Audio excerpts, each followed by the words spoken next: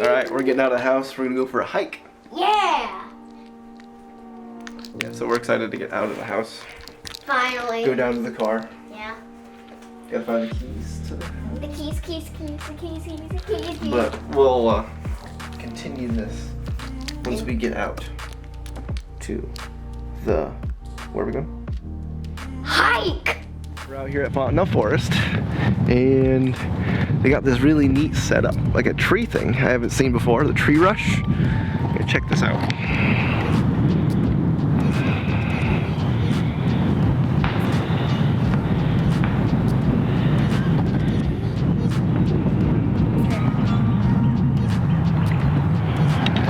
Not really why we're out here, but we're on the trail.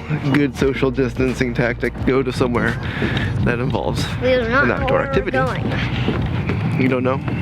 I don't know. I don't know where we're going either. Let's just wing.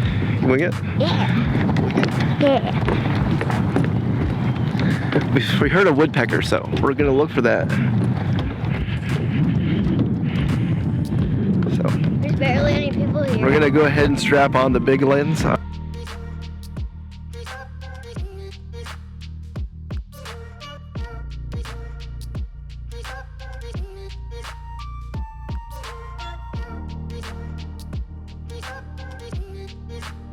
We just got back from Fontenelle Forest and we're finishing things up. Sorry we cut that short there. I just wanted to, enjoy the rest of the time there with my daughter.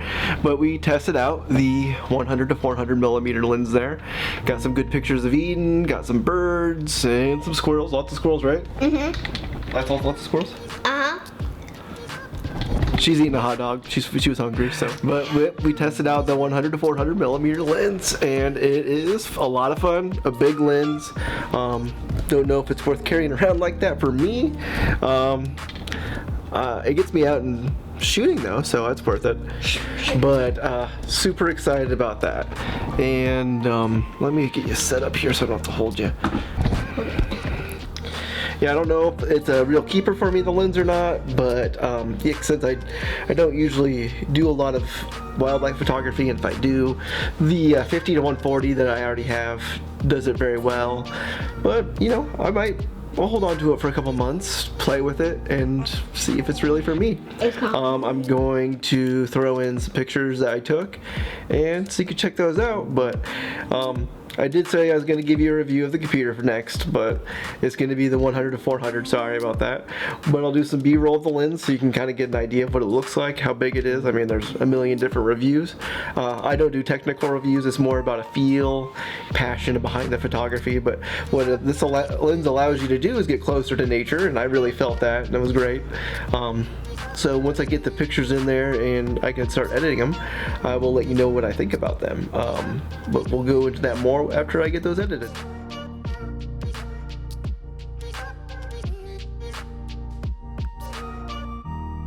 been a couple days since I got done using the Fuji 100 to 400 millimeter lens, and it's fantastic. I love it.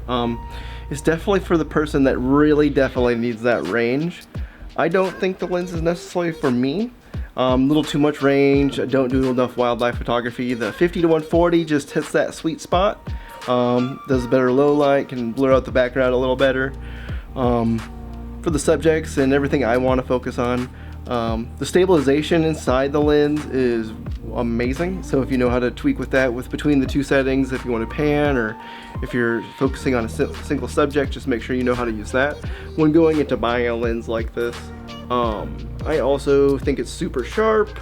Loved it. If I could just justify the price tag, yeah, I would own it. But unfortunately, I'm getting rid of it, and I've already sold it. So I do recommend it if you're into wildlife or anything like that. That is a quintessential Fuji lens. It works amazingly on the X-T3. Pinpoint focus. A lot of people complain about that, but I think a lot of people are just overly spoiled with, technology. So I had no issues, and I'm not a wildlife photographer in the least. But I was also just getting most of the sitting birds, they weren't moving at all. But I never had an issue pulling on focus. At the end of this video, I'll throw a couple of the photos I took, and you guys can judge for yourself. I would Also say Fuji, if you're looking at doing video, the 100 to 400 would be great. I got some video clips I'll show you that I took with it. You've seen throughout this video, so you'll see that going on. So the stabilization worked great for that, for the slow-mo, and I imagine it'll work even better on the X-T4. So I mean, maybe it is like the best wildlife setup. So once you get that on the X-T4 for video, handheld video for wildlife video, that would be great. Maybe GH5 would be another contender for that, but yeah, just check it out for yourself. I would suggest renting it, but I don't look for just, it has to be perfect. I do more for passion, and I just didn't feel it when I was using that lens. Not like I do with the 50 to 140 or the 23 140. It just didn't fit my needs, but that's not what we're talking about. So would I suggest renting it, buying it, or just don't bother with it? I mean, I would, on me, for what I do, for everything, I think it's a rental lens. Rent that lens. It's not going to be in everyday use. It's not going to be maybe once every month, maybe once every couple of years, or twice, a couple times a year.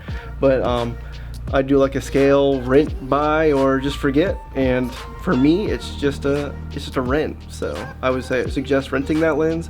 It'll be a blast, and for the money you'll spend on that rental, it'll definitely be worth it. So tune in till the next time I do any kind of reviews. But I'll put those pictures down below, and thanks for tuning in.